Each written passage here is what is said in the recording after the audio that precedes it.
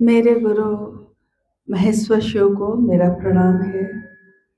इस कालखंड के प्रथम शिव के शिष्य और हम सबों के परम आदरणीय वरेण्य गुरु भ्राता साहब श्री के चरणों में मेरा प्रणाम है। शक्ति स्वरूपा माँ नीलमानंद जी के चरणों में मेरा प्रणाम है और कटक के इस हॉल में उपस्थित आप सभी गुरु भाई गुरु बहन के चरणों में मेरा प्रणाम है।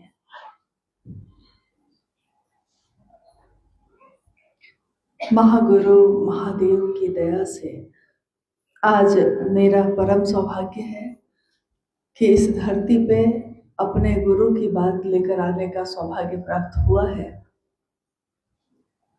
ये संदेश कि आइए भगवान शिव को अपना गुरु बनाइए।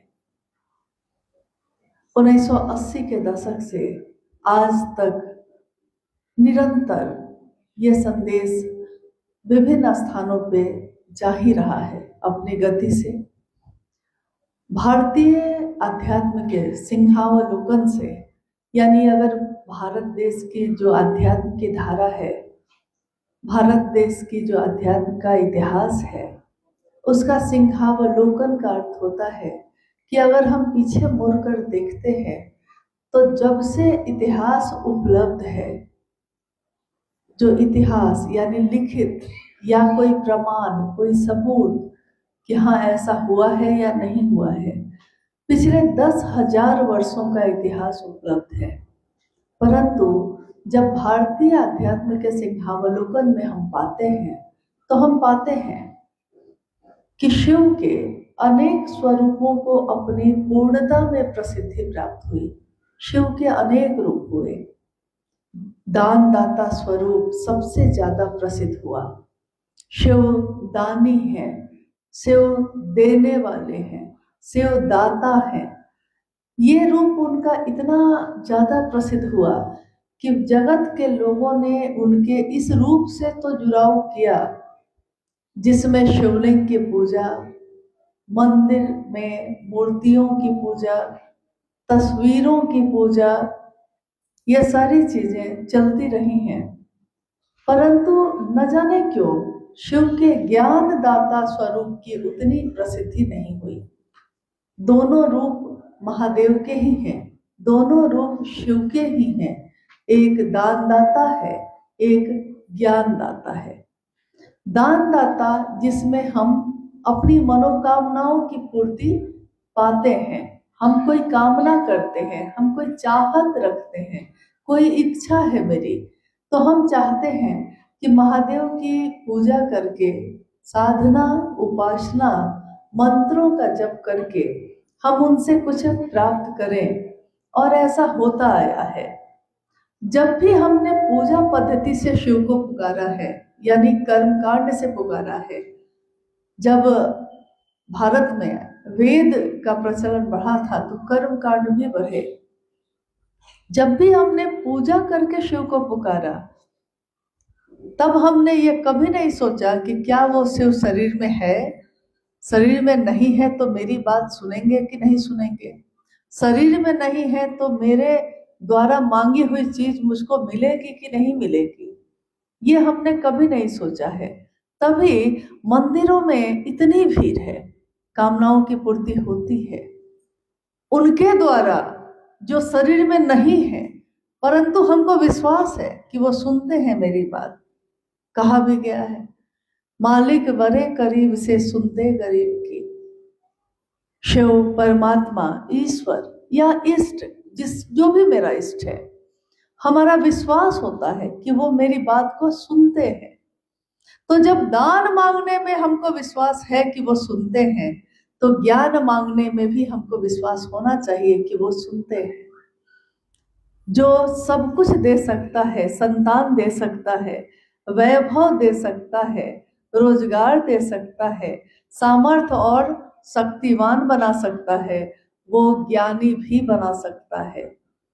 हमारे शास्त्रों ने कहा कि शिव ज्ञान देते हैं तो शास्त्र आरेखित होते हैं। ज्ञान मिच्छेद तू शंकरात, ज्ञान देने के कारण तू शंकर कहलाता है। तो ज्ञान देने के कारण शिव ज्ञान किसी के मन में उतारते हैं, तभी ना कि कोई शास्त्र लिखा गया है, चाहे वो कोई शास्त्र, कोई किताब, कोई ग्रंथ हो, बिना मन में ज्ञान उतरे हम लिख नहीं सकते। हमको लिखने आता है, परंतु अगर शिव का भाव न जगे तो हम शिव के लिए लिखे कैसे? अगर हमारा कोई भी इष्ट हो, चाहे रामचरितमानस लिखा गया, चाहे महाभारत लिखा गया, चाहे कोई भी वेद या पुराण लिखे गए, जो मेरा इष्ट है, जो मेरा आराध्य है, अगर मेरे मन में उनके लिए भाव न पैदा होगा तो हमारे हाथ में, हमको लेखनी से लिखने तो आता है, परंतु हम उसकी परिकल्पना किताबों में, पन्नों में उतार नहीं पाएंगे। यानी भाव किसी के मन में तो उतरा होगा, तब न उसने लिखा है।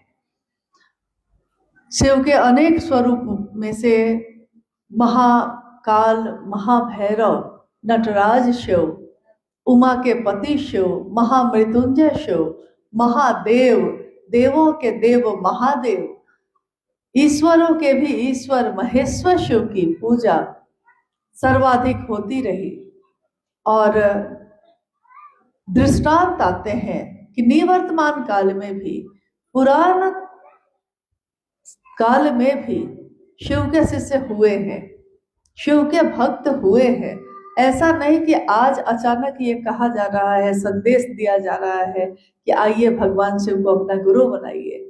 ये संदेश तो शिव ने खुद दिया, जगत को दिया, परंतु जगत में खोकर हम अपनी उस यात्रा को भूल गए जहां से हम आए। तो महादेव के ज्ञान के स्वरूप से जुड़ने का आवाहन है, जिसमें कहा जा रहा है कि शिव के शिष्य बने। क्या आप तक आज ये पहुंची होगी बात, लेकिन ये बात इस कालखंड में आज नहीं, पहली बार कही जा रही है। आपको शायद पता भी ना हो, जिनके द्वारा ये संदेश दिया गया, जिनके बारे में अभी गौतम जी बार बार बोल रहे थे, लेकिन शायद आप जानते हैं या नहीं जानते हैं, साहब श्री हरिंद्रानंद जी शिव के शिष्य। शिव के शिष्य पहले भी हुए हैं, जैसे कौन? शिव के शिष्य और प्रशिष्य लगभग 112 जिनका शास्त्रों में उल्लेख है। बहुत ऐसे भी शिष्य हुए होंगे जिनको किताबों में लिखा नहीं गया, जिनको लोगों ने, दुनिया ने जाना नहीं। कोई हिमालय की कंदराओं में अपने जीवन को बिताता रहा, कोई जंगल और पहाड़ों में बिताता रहा, तो जगत के लोग जान न सके होंगे। परंतु शिव के शिष्य तो हुए होंगे और भी, जो लिखे नहीं गए। लिखे गए उसमें से कुछ लोगों के नाम शायद आपने जरूर सुना होगा। शिव के एक शिष्य हुए मच्छिंद्रनाथ, और उनके शिष्य हुए गोरक्षनाथ। गोरक्षनाथ के नाम पे गोरखपुर शहर भी एक है, उत्तर प्रदेश में बसा हुआ। ये शिव के प्रशिष्य के नाम से स्थापित है वो शहर, और उसमें आज भी गोरक्षनाथ का मंदिर बना हुआ है, जिसमें उनकी मूर्ति प्रतिष्ठित है, बहुत मान्यता है उसकी। शिव के शिष्य के प्रशिष्य ने जो कहा, उधर जब आप कभी जाएंगे तो आप सुनिएगा कि शिव के प्रशिष्य यानी गोरक्षनाथ ने कहा है कि हब की न चलिबा, ठब की न चलिबा, धीरे धरिबा पाँव, गरब न करिबा, सहजे रहिबा, भरत गोनद नाथ। यानी हबकी नहीं चलेंगे। शिव के शिष्य का ये कथन है कि बहुत जल्दी जल्दी नहीं चलना है, हबक के जल्दी हबकी ना बोली बा, मतलब बहुत जल्दी जल्दी बोलने की जरूरत नहीं है। आराम से बोलिए ना, स्थिर होइए, शांत होइए, शांत होकर अपने कदम को बढ़ाइए, शांत मन से अपनी बोली को बोलिए। हबकी न चली बा, हबकी न बोली बा, धीरे धरी बा पाँव, गर्व न करीबा। थोड़ा सा कुछ हो जाता है हमारे आपके पास तो सबसे पहले हमको गर्व होने लगता है, सबसे ज्यादा अभिमान, अहंकार होता है कि वो क्या बोलेगा, मेरे पास इतनी चीजें हैं, मेरे घर की छत उसके घर के छत से ऊंची है, मेरे पास ज्यादा संपत्ति और जमीन है, हम ज्यादा अच्छा बोलते हैं, हम ज्यादा अच्छा गाते हैं, यानी कोई एक गुण अगर मिला कि हमारा गर्व बढ़ जाता है। और सोचिए जो शिव का शिष्य हुआ, जो उस शिष्य का शिष्य हुआ, उन्होंने इतने सालों पहले ये कहा कि गर्व ना करिएगा, सहज रहो, गर्व मत करिएगा। किस बात का गर्व कर पाइएगा? कुछ भी होगा महादेव से ज्यादा तो नहीं होगा। महादेव कितने भोले और दानी के रूप में बैठे हैं, महादेव कैसे करुणावतारम के रूप में बैठे हैं। तो जब महादेव जो समस्त शक्तियों के जनक हैं, महादेव जो तीनों लोगों की संपत्ति देने वाले हैं, जो कोई भी ऐसी चीज जिसके बारे में कहा गया कि कीम न सिद्धते भूतले, इस भूतल पे ऐसा क्या है जो शिव नहीं दे सकते हैं। और वो शिव कितने भोले और कितने शांत भाव से बैठे हैं, यानी जिसके पास सचमुच में शक्तियां होती हैं वो सहज होता है, गर्व नहीं करता। और ये शिव के प्रोसेस से कह रहे हैं। तो कालांतर में आगे और भी शिष्य हुए। बाबा कीनाराम जो बनारस में उनकी समाधि आज भी है, बाबा कीनाराम शिव के शिष्य हुए, अघोर पंथ के हुए, तंत्र के बड़े ज्ञाता कहे गए। और जब वो चले धरती पे तो काशी की उस धरती ने उनको देखकर कहा, और आसपास के सभी जगहों पे ये बहुत ज्यादा बढ़ता चला गया कि धरती पे चलते फिरते शिव हैं वो, द्वितीय महेश्वर कहा गया उनको। आज भी उनकी समाधि, आज भी उनकी स्थापना बनारस के उस जगह पे है। आज वो शरीर में तो नहीं, परंतु आज भी समाधियों पे लोग जाते हैं, क्योंकि साधु कभी मरते नहीं। साधु जो ईश्वर से मिल गया, उसके शरीर का अंत होता है, लेकिन उसकी उस चेतना का, उस चैतन्य का कभी अंत नहीं होता। इस कालखंड में, यानी अभी जो कलयुग चल रहा है, इस कालखंड में एक शिव के शिष्य का जन्म हुआ, जिनके बारे में आपने नाम सुना। ये भी शिव के शिष्य हैं। कौन? जिनको हम कह रहे हैं साहब हरिंद्रानंद जी। हम साहब क्यों कह रहे हैं उनको? क्योंकि जब वो शिव की बात करना शुरू किए थे, उनका जन्म जब हुआ बिहार में, आज भी जो जिला है सिवान, सिवान में अमलोरी नाम के ग्राम में 31 अक्टूबर 1948 को साहब हरिंद्रानंद जी का जन्म हुआ। जिस दिन जन्म हुआ था उस दिन दीपावली थी। उनके पिता, उनकी माता, 4 संतान हुए उनको। पहली संतान थे साहब हरिंद्रानंद जी, 2 भाई और 2 बहन उस परिवार में रहे ये। जब इनका जीवन आगे बढ़ा था तो 12 साल की आयु में इनका मन, बहुत सारी ऐसी घटनाएं हुई कि इनका मन शमशान की प्रवृत्तियों की तरफ मुड़ गया।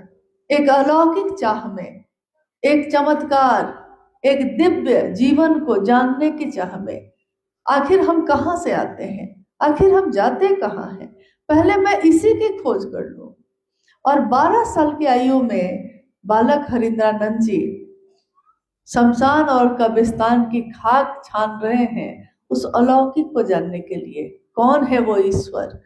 12 साल की आयु में जब वो जाने लगे, 13वें साल में धीरे धीरे ये बात फैल गई चारों तरफ।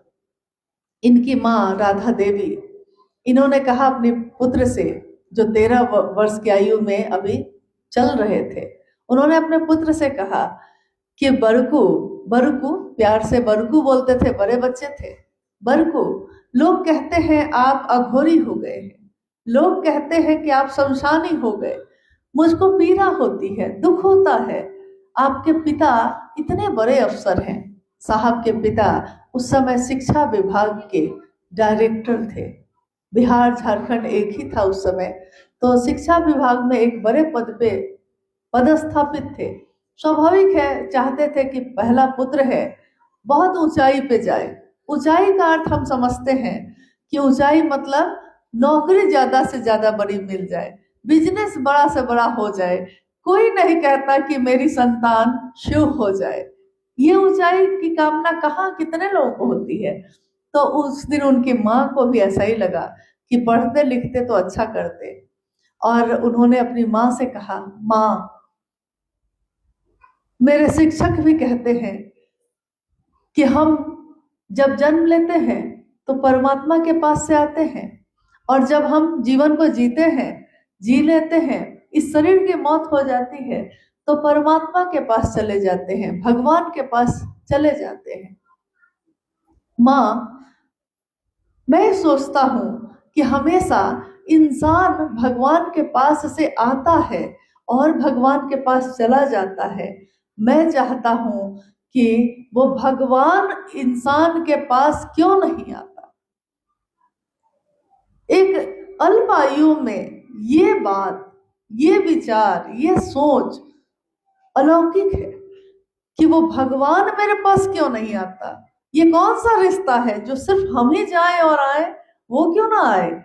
और उन्होंने कहा अपनी माँ से, मैं लाऊंगा माँ, एक दिन मैं उस भगवान को इंसान के पास लाऊंगा, वो क्यों नहीं आएगा।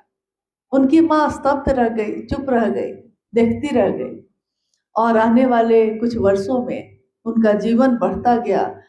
स्वाभाविक है, परिवार में सारे लोग ये चाहते थे कि वो इन कामों को छोड़ दे। कोई नहीं चाहता कि मेरा बच्चा शमशान जाए या साधुओं और अघोरियों के साथ घूमने लगे। परंतु एक अद्भुत बात इनके जीवन में ये रही कि अमूमन अगर कोई साधु बन जाता है तो वो अपने गृहस्थ आश्रम को छोड़ देता है, अपने पत्नी, अपने बच्चों को छोड़ देता है। शिव के शिष्य साहब श्री हरिंदरानंद जी ने कुछ भी छोड़ा नहीं। जैसे पानी में तेल की एक बूंद रख दीजिए तो पानी के साथ ही वो रहता है, परंतु पानी का कोई प्रभाव उस पर नहीं होता। उसी तरह उनका जीवन आगे बढ़ता है। और सन 1972 में, 22 मई 1972 में झारखंड के पलामू जिला के मनातूगढ़ नाम के स्थान पे साहब श्री का विवाह हुआ, जिनको हम कहते हैं दीदी नीलम आनंद जी, राजमणि नीलम आनंद के साथ। एक राज परिवार की ये बेटी थी। आज भी आप अगर खोजिएगा तो आज तो हर चीज मोबाइल पे लोग खोजते हैं। उनके पिता मऊआर जगदीश्वरजीत सिंह उस समय के, जब अंग्रेजों का समय था, उस समय ही इतने प्रसिद्ध थे कि उनके बारे में बीबीसी न्यूज तक, उनके गांव तक पहुंच गया था इंटरव्यू लेने।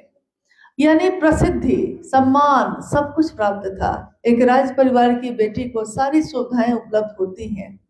और जब विवाह हुआ है तो साहब एक तरफ आध्यात्म के रास्ते पे चलने वाले और एक तरफ बिहार प्रशासनिक सेवा में उत्तीर्ण होकर डिप्टी कलेक्टर के पद पे जाने वाले। यानी अब लौकिक जीवन में वो क्या है, डिप्टी कलेक्टर है। इस भारत देश में कितने कलेक्टर होंगे, कितने डिप्टी कलेक्टर होंगे, हम उनको नहीं जानते, परंतु उनको हम जानते हैं इसके कारण क्योंकि वो शिव के शिष्य हुए, उन्होंने शिव को अपना गुरु बनाया।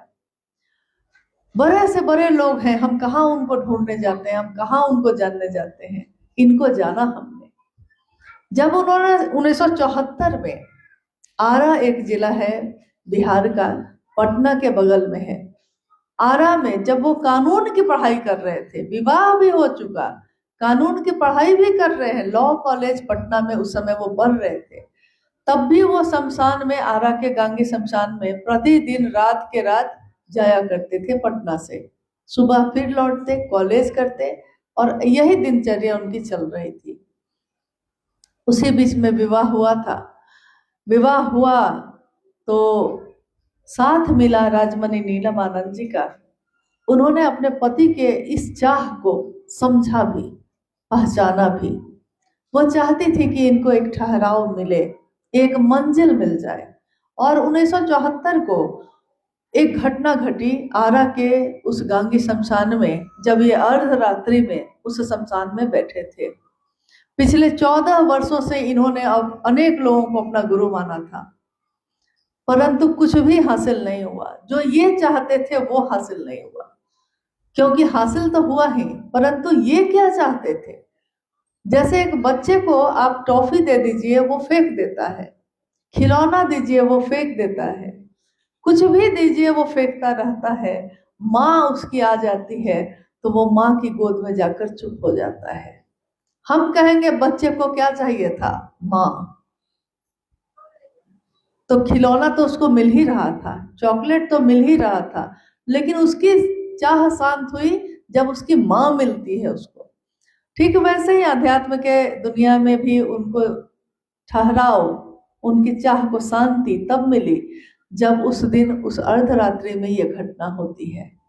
शांत माहौल है चारों तरफ, अर्धरात्रि का समय है, नवंबर का महीना है, और नवंबर के महीने में तो इधर ठंड थोड़ी कम हुई है, लेकिन कुछ वर्ष पहले तक तो काफी ठंड होती थी। तो स्वाभाविक है आधी रात में ठंड कितनी होगी, और वो भी शमशान की खुली जगह पे। उन्होंने अचानक अपने जीवन के बारे में सोचा, 14 वर्षों से मैं क्या खोज रहा हूँ, आखिर क्या मुझको मिलेगा। और उसी समय उनके मन में एक पंक्ति गूंजती है। ये पंक्ति हमारे घर घर में पूजा में प्रयोग किया जाता है, हर चीज में, अभ्यर्थना में शिव के इसका प्रयोग होता है। गुरुर ब्रह्मा गुरुर विष्णु गुरुर्देवो महेश्वर, गुरु साक्षात पर ब्रह्म तस्मै श्री गुरुवे नमः। गुरु में ब्रह्मानी शक्ति होती है, गुरु में वैष्णवी शक्ति होती है, गुरु में रुद्रानी शक्ति होती है, यहाँ तक कि गुरु परमात्मा स्वयं ईश्वर होते हैं। ये ब्रह्मानी शक्ति यानी आपके मन को पैदा करने की, आपके जीवन को चलाने की वैष्णवी शक्ति, आपके जीवन का लय जो होता है वो शक्ति भी गुरु के पास होती है, रुद्रानी शक्ति। यहाँ तक कि वो स्वयं परमेश्वर का ही एक रूप होते हैं। और साहब ने यही सोचा, जब एक गुरु, शरीरधारी गुरु में ये चीजें होती हैं, गुरु भगवान होता है, और साहब ने सोचा सब कहते हैं गुरु भगवान होता है, वो भगवान गुरु क्यों नहीं है। और उन्होंने उसी समय कहा शिव ही आज से मेरे गुरु होंगे, भगवान शिव ही मेरे गुरु होंगे, और अब जो भी मैं करता था पहले से कुछ भी नहीं करूंगा, जो तस्वीरों में है वो उतर के आएंगे, मैं नहीं सीखूंगा, और अब वही करूंगा जब शिव कुछ सिखाएंगे। लेकिन शिव कैसे सिखाएंगे ये मैं नहीं जानता। वो लौट आए, उन्होंने अपने पत्नी नीलम आनंद जी को, जो मनातू में थे उस समय, चिट्ठी लिखी, कहा कि नीलम मैंने शिव को गुरु बना लिया, और अब से मैं और दूसरी किसी चीज को अब नहीं करूंगा। अब महादेव अगर हैं तो वही मुझको सिखाएं, वही मुझको ज्ञान दे। दीदी नीलम आनंद जी को ये चिट्ठी जब मिली तो उनके मन को भी चैन आया, चलिए मेरे पति को एक ठहराव मिल गया, एक मंजिल मिली, स्वयं शिव उनके गुरु हुए। और नीलम आनंद जी ने, दीदी नीलम आनंद जी ने भी शिव को गुरु बनाया। साहब हरिंदानंद जी की वीडियो के रूप में पोस्टिंग हुई पाटन ब्लॉक में, जो पलामू में ही है।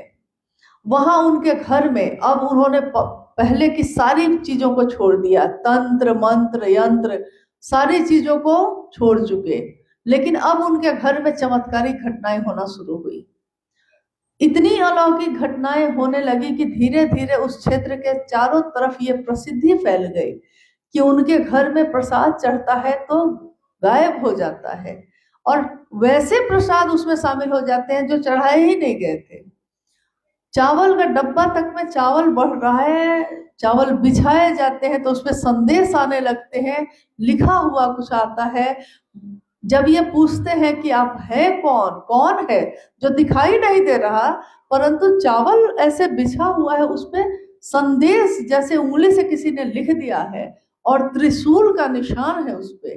साहब पूछते हैं आप कौन है, और उस चावल पे एक अक्षर उभरता है, मुझे शिव शक्ति जानो। साहब कहते हैं कि आप हैं कौन। तो फिर संदेश आता है, आशीर्वाद सबको। इन्होंने पूछा मैंने आपको प्रणाम नहीं किया है, आप कौन है मैं समझ भी नहीं पा रहा, मैंने आपको प्रणाम नहीं किया तो आपने आशीर्वाद क्यों दिया? क्या करना होगा आखिर, मुझको आगे क्या करना होगा? फिर उस पे अक्षर उभरने लगे, नमः शिवाय। शिव को प्रणाम, नमः शिवाय उस पे उभरा। फिर साहब ने पूछा कितनी बार? फिर अक्षर उभरता है 108 बार। फिर साहब पूछते हैं कब तक?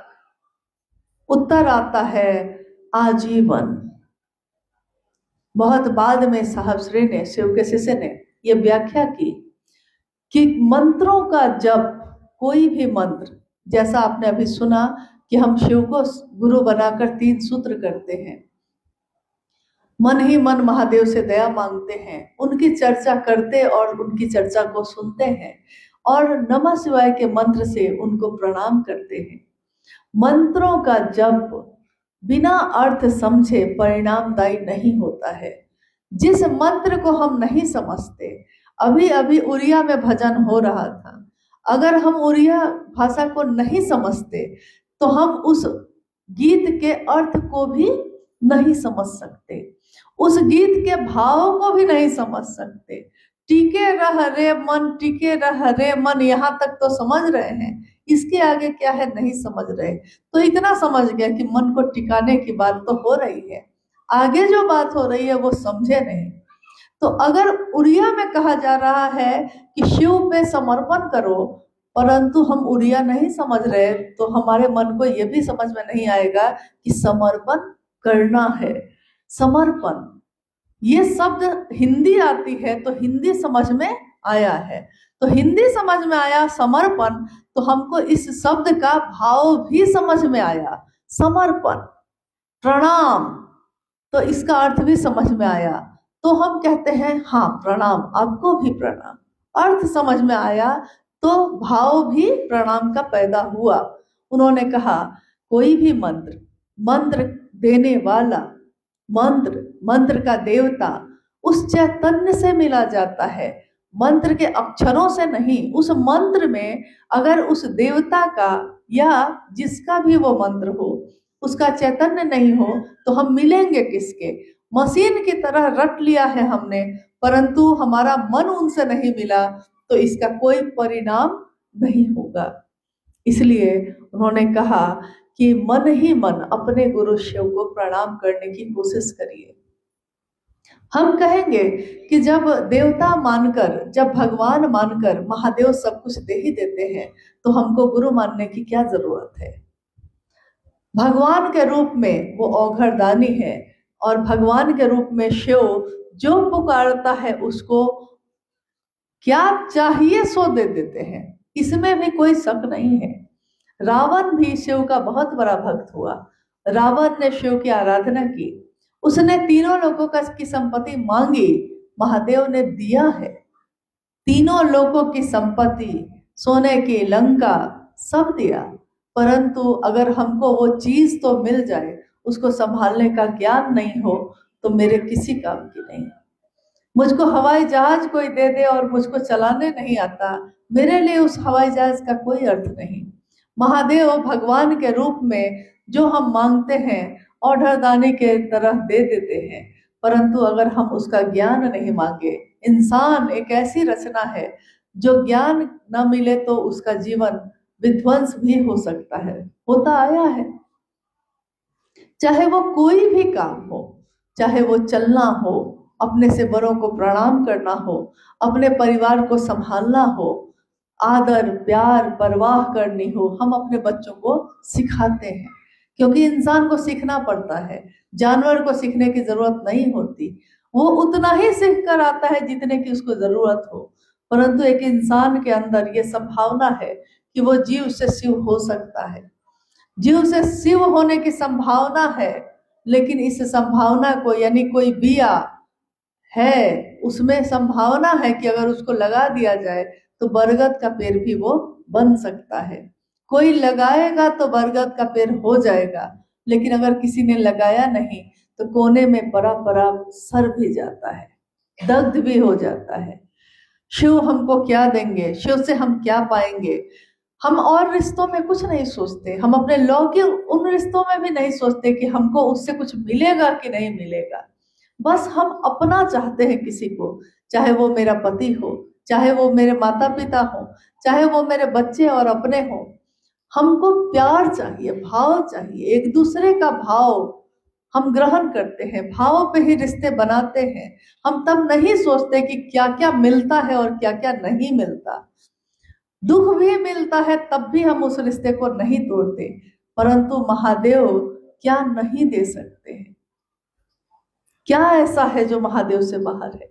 परंतु महादेव से जुड़ने के लिए हम सोचते हैं कि सोचेंगे, विचारेंगे, समय होगा तो करेंगे, जबकि अपनी दीर्घकालिक योजनाओं में हम अपनी अल्पकालिक यात्रा को भूल जाते हैं। दीर्घकालिक योजना ये होती है इंसान की कि अगले पल का पता नहीं है, परंतु हम अगले 10 साल की योजना बना के रखते हैं। अगले 10 साल हम क्या करेंगे, हम अभी से सोच के रखते हैं।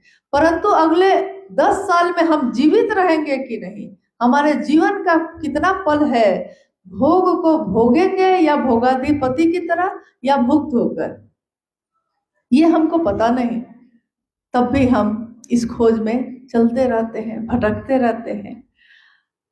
शिव की शिष्यता एक ऐसी अद्भुत बात है जिसका संदेश लेकर आज हम लोग यहाँ भी आए। कटक की इस धरती पे आज से बहुत पहले 2013 में यहाँ शहर के थोड़ा नजदीक में सालेपुर नाम की एक जगह है, शायद आप जानते होंगे। स्वयं साहब के साथ शिव चर्चा में शामिल होने के लिए हम लोग आए थे 2013 में, और एक ग्रामीण परिवेश में, गांव के बीच में, मैदान में वो शिव गुरु चर्चा हुई थी। मुझको लगता है कि कम से कम 2-4 लोग तो ऐसे होंगे जो उसमें शामिल हुए थे। उसमें से कोई है इस हॉल में? आप में से कोई शामिल हुआ था उसमें? नहीं।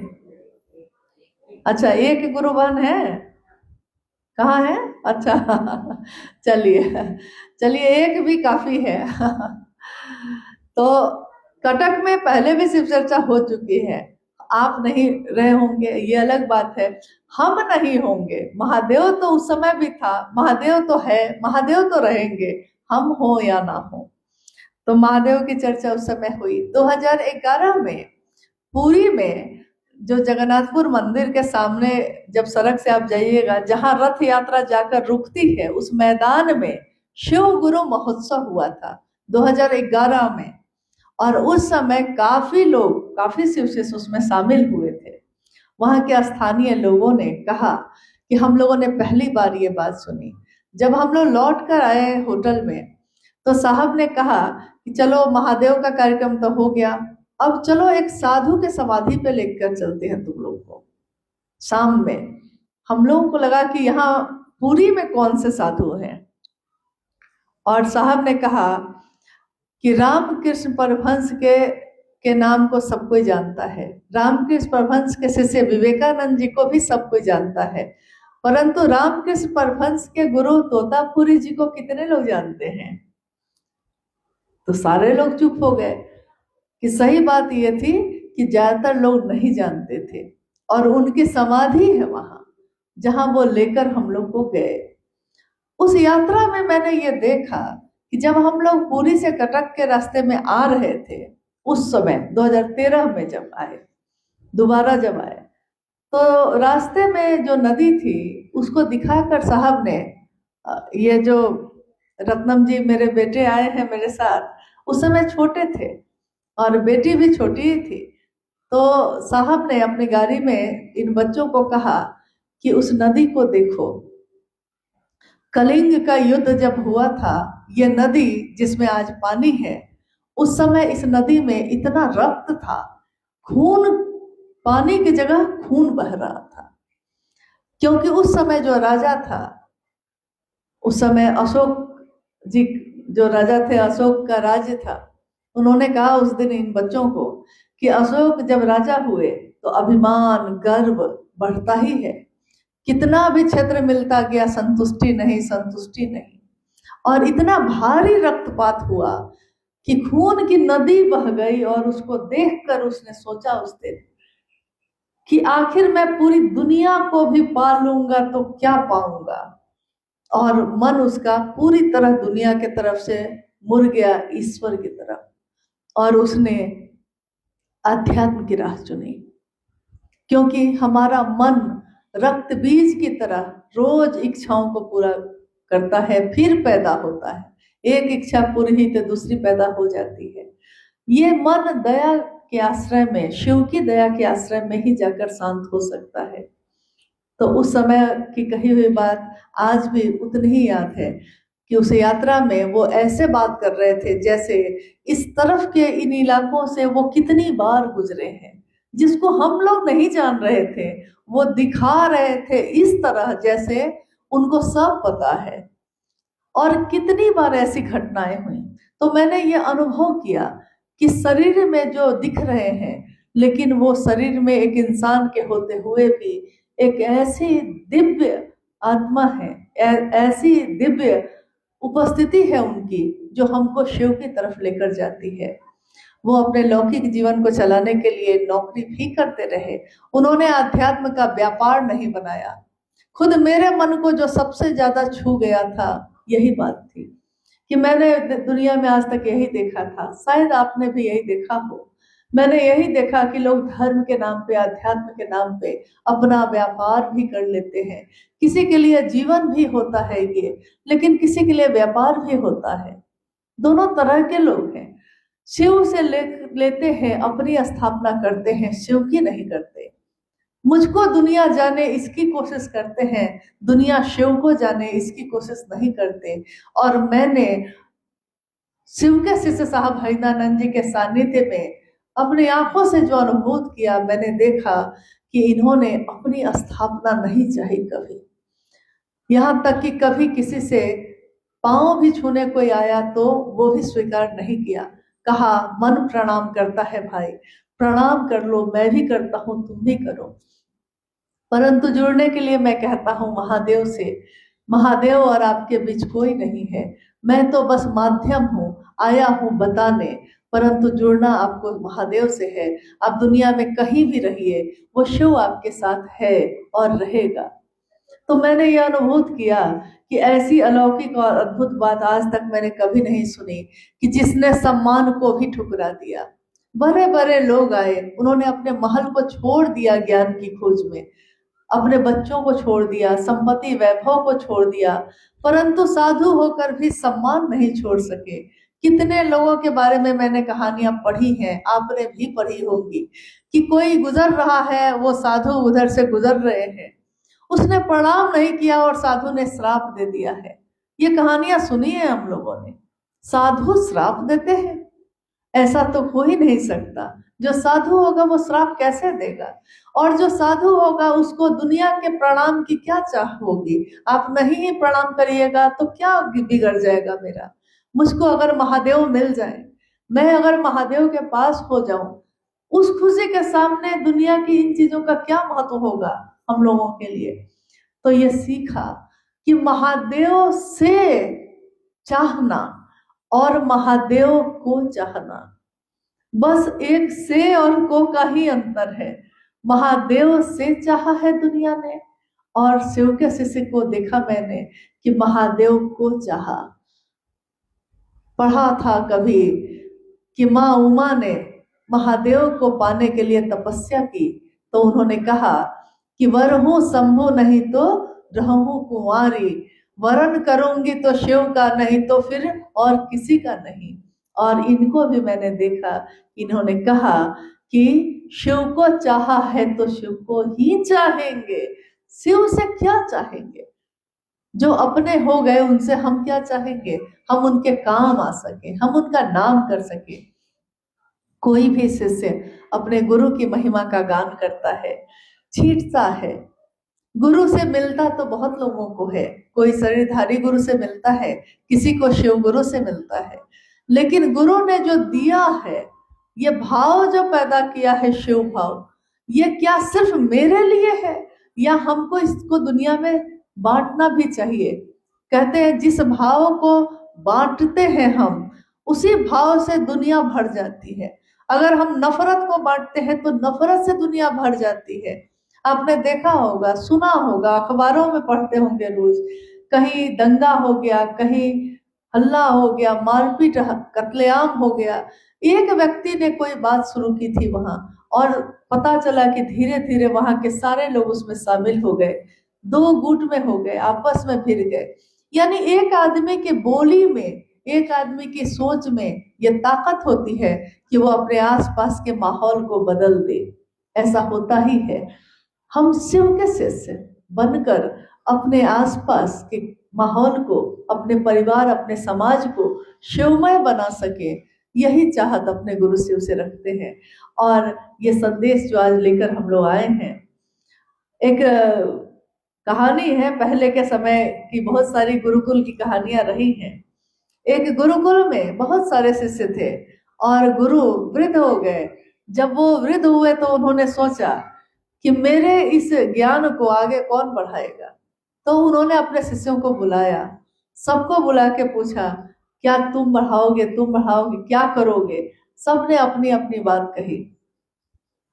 गुरु ने सोचा कि सबकी परीक्षा ले ली, लेकिन दो विद्यार्थी, दो शिष्य ऐसे बच गए जो लगभग एकदम बराबर के परीक्षा में उत्तीर्ण होकर सामने आए। इन्होंने कहा कि अब ये दो में से एक को चुनना बड़ा कठिन है।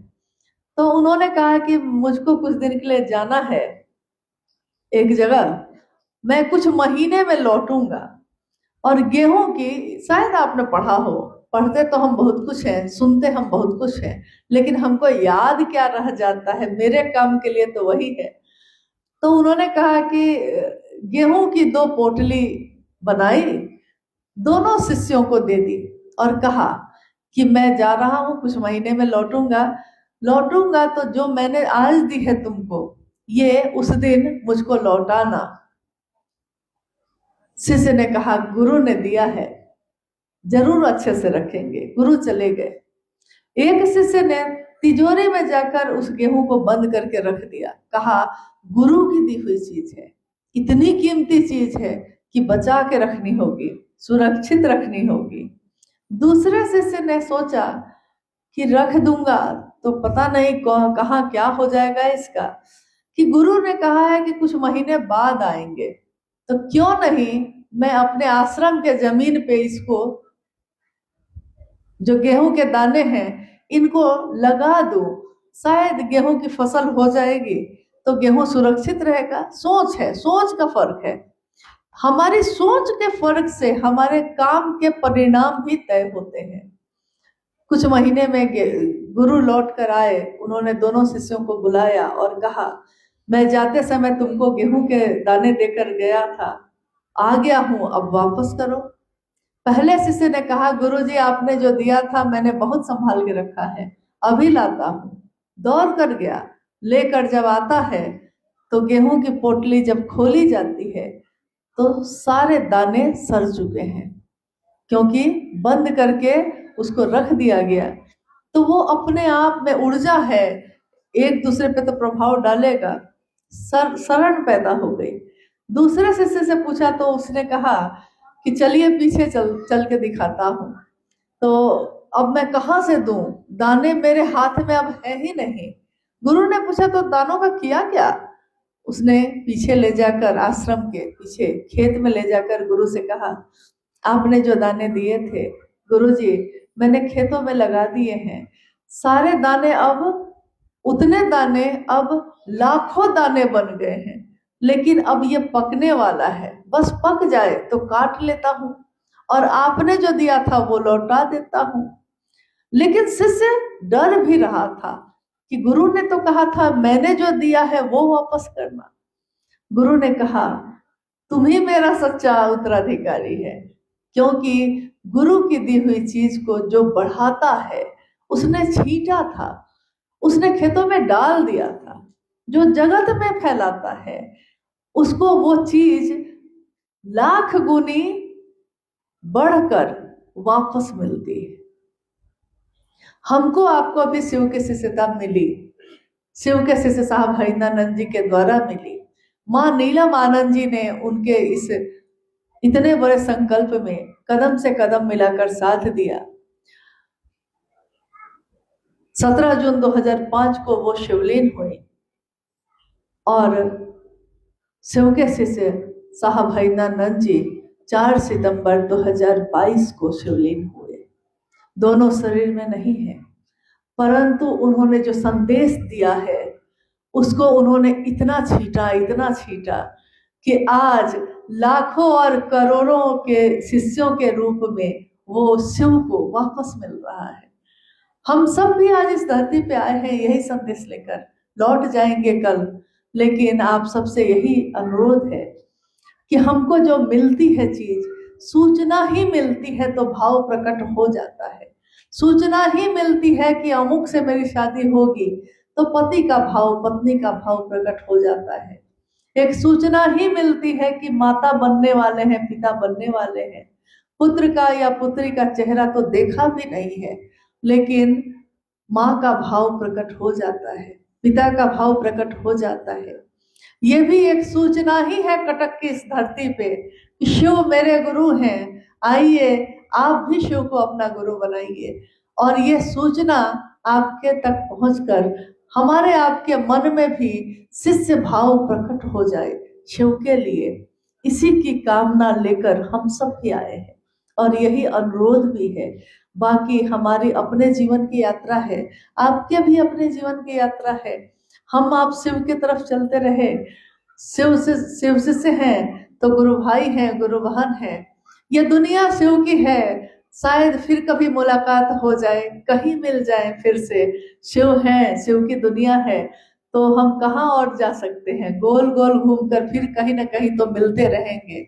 लेकिन यही कामना है कि जब भी मिले शिव के लिए मिले, अपनों के लिए या रिश्तों के लिए तो हमेशा मिलते रहे। महादेव के लिए मिलना, इससे बढ़िया बात और क्या होगी। शिव के शिष्य होने की पहचान मेरी हो जाए, इससे अच्छी बात क्या होगी। परंतु इससे भी अच्छी बात यह होगी कि शिव का शिष्य होकर मेरे गुरु का नाम हो जाए, क्योंकि गुरु का नाम शिष्यों के कारण होता है। गुरु की पहचान उसके शिष्यों को देखकर होती है। तो हमारा आपका मन भी ऐसा हो कि शिव भाव से भरे हम। और मुझको लगता है कि मन में एक विचार का प्रवेश, जैसा आपने परंपरा में, गुरु शिष्य परंपरा में, समाज में, जगत में देखा होगा कि गुरु दीक्षा देते हैं और गुरु को गुरु दक्षिणा दी जाती है। क्या शिव की शिष्यता में गुरु की दीक्षा होती है? क्या शिव की शिष्यता में हम गुरु दक्षिणा दे सकते हैं अपने गुरु को? इसमें हमेशा शिव के शिष्य साहब हरिनानंद जी ने जो उत्तर दिया, उन्होंने कहा हमारे मन में इस विचार का प्रवेश कि शिव मेरे गुरु हैं, मैं उनका शिष्य हूं, इस बात का प्रवेश ही गुरु की दीक्षा है। गुरु दीक्षा यानी इनिशिएशन, प्रारंभ करना, शुरुआत करना, इस विचार का आना ही गुरु की दीक्षा यानी गुरु का मंत्र मेरे मन में प्रवेश करता है और गुरु की दीक्षा हो जाती है। गुरु की दक्षिणा यानी गुरु दक्षिणा होता क्या है? क्या गुरु दक्षिणा में हम सामान देंगे तो महादेव के लिए गुरु दक्षिणा मानी जाएगी? क्या हम कपड़े, पैसे या मिठाइयाँ और फल देंगे तो महादेव के लिए दक्षिणा मानी जाएगी? शिव शिष्यता में इन चीजों की भी जरूरत कभी नहीं पड़ी, क्योंकि शिव भाव ग्रहण करते हैं। वो हमारे सामान को ग्रहण कर कर क्या करेंगे? ये हम जो चढ़ाते हैं खुद ही पहनते हैं, खुद ही खाते हैं। अगर पता चले कि महादेव खाएंगे तो हम क्या दे सकेंगे उनको? लेकिन गुरु के दक्षिणा के रूप में शिष्य की कृतज्ञता यानी एहसान मानना कि आपने जो दिया है, मैं इस योग्य नहीं था, जितना दिया महादेव ने मुझको उतनी मेरी औकात नहीं। ये तो कर्म है उनका, वरना हम में आप में तो वैसी बात नहीं। तो महादेव ने शिष्य के रूप में स्वीकार किया है, क्योंकि जगत गुरु कुर्सी पे बैठे शिव सबको अपना शिष्य स्वीकार करते हैं, चाहे वो मांसाहारी हो, चाहे वो शाकाहारी हो, चाहे वो किसी भी जाति धर्म का हो। इसीलिए शिव की शिष्यता के साथ ये संदेश भी आता है कि जाति धर्म वर्ण संप्रदाय सबसे परे है शिव की शिष्यता। शिव की शिष्यता जैसे ही हम बोलते हैं, यानी इसमें अब इसका कोई अर्थ नहीं कि आप क्या हैं, आप अमीर हैं गरीब हैं, आप दुनिया के लिए होंगे, महादेव के लिए तो बराबर ही है। आपने हमने जातियां बनाई, हमने धर्म में बांटा, हमने संप्रदाय में बांटा, महादेव ने नहीं बांटा। तो ये दुनिया के लिए चल जाता है, महादेव के लिए कैसे चलेगा? जैसे ही हम महादेव की बात करते हैं, समाज और दुनिया से हम जुड़ने लगते हैं, क्योंकि अब हमारा मन विशाल होता है। जिसकी संगत में हम रहते हैं, हम उसी के जैसा सीखते हैं। कोई शराब पीने वाले के संगत में रह के शराब पीना सीख जाता है, कोई जुआ खेलने वाले के साथ रहकर जुआ खेलना सीख जाता है, कोई साधु के साथ रहकर साधु होगा कि नहीं, कोई शिव का सानिध्य प्राप्त कर शिव जैसा होगा कि नहीं, जो दुनिया को अमृत देते हैं। और सोचिए कैसी होगी वो दुनिया जिसमें शिव की बात होती हो। हम अपने लौकिक जीवन में जीते हुए भी, अपने जीवन की तमाम परेशानी और शोर में भी शिव को याद करते रहें, शिव मुझको याद रहें। अपनी दुकान में बैठे हुए भी, ग्राहक को सामान देते हुए भी, अगर मेरे मन में महादेव याद है तो सबसे बड़ा साधु वही है। क्योंकि छोड़कर शिव को प्राप्त करना शायद ज्यादा आसान है, परंतु जीवन में रहकर और गृहस्थ आश्रम और अपने व्यापार और लौकिक जीवन की परेशानियों को झेलते हुए भी शिव भाव से भरे रहना, ये तो बड़े बड़े साधु भी नहीं कर सके। इसलिए शिव की शिष्यता तमाम पूजा पद्धति से अलग है, लेकिन ये शिव की पूजा ही है। क्योंकि शिव की पूजा सबसे सुंदर तब है जब हम उनके सामने तो गाते हैं, कर्पूर गौरम करुणावतारम संसार सारम भुजगेंद्र हारम। मतलब हे महादेव, आपके जैसा सुंदर कौन है, आपके जैसा बलशाली कौन, आपके जैसा रूपवान कौन, आप कर्पूर के तरह गौर वर्ण के हैं। आपने डसने वाले जहर रखने वाले सांपों को भी गले से लगाया है। हम शिव की मूर्तियों के सामने खड़े होके आज से नहीं, प्राचीन समय से यही तो कहते आए हैं। और साहब ने यही कहा कि शिव को मालूम है कि वो कैसे हैं, महादेव को पता है कि वो कैसे हैं। क्या महादेव को नहीं मालूम कि मैं कौन? शिव तत्व को कोई जान सका आज तक? शिव की अवधारणा, यानी जिसने शिव को जैसा जाना उसने शिव की वही व्याख्या कर दी। उसने महाकाल को जाना तो महाकाल की व्याख्या की। शिव ने खुद को शिव नहीं कहा, दुनिया ने शिव को शिव कहा है, शिव ने खुद को नहीं कहा। तो दुनिया ने शिव को जाना होगा तभी ना शिव कहा होगा। तो उन्होंने कहा कि महादेव को मालूम है कि वो कैसे हैं, लेकिन अगर तुमको यह मालूम हुआ है तो दुनिया को बताओ कि शिव कैसे हैं।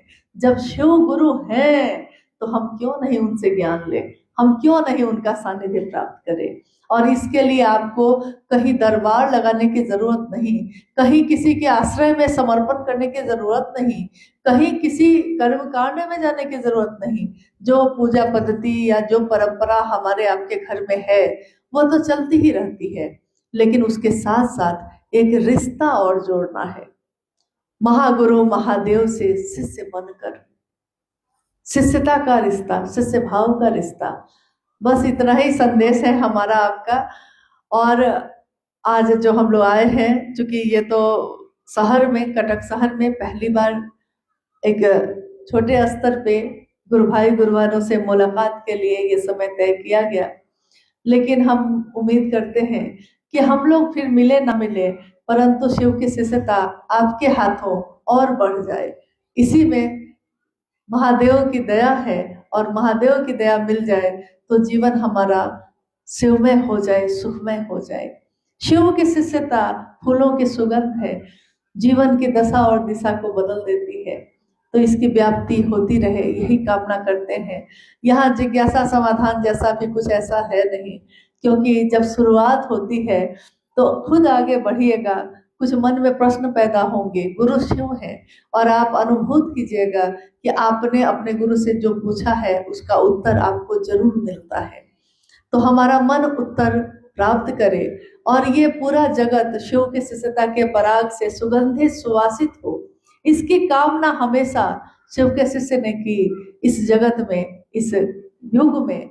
और हमने उनको कहा आप युग पुरुष है, एक ऐसा युग पुरुष जिसने दुनिया की दशा और दिशा ही बदल दी है।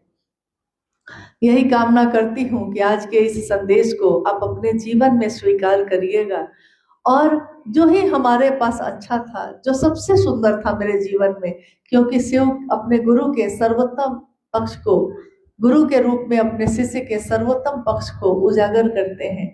हमारे आपके जीवन में जो सबसे सुंदर चीज है वो बांटने चले आए हैं। और ले ले कोई लेने वाला, आवाज लगाऊं गली गली, गुरु नाम का हीरा मोती मैं बिखराऊं गली गली, लेकिन ले ले कोई लेने वाला, आवाज लगाऊं गली गली। जो लेने वाले हैं वो ले ले, बाकी तो हम लोग फिर अपने अपने जीवन में व्यस्त हो जाएंगे। आप सभी के चरणों में मेरा प्रणाम।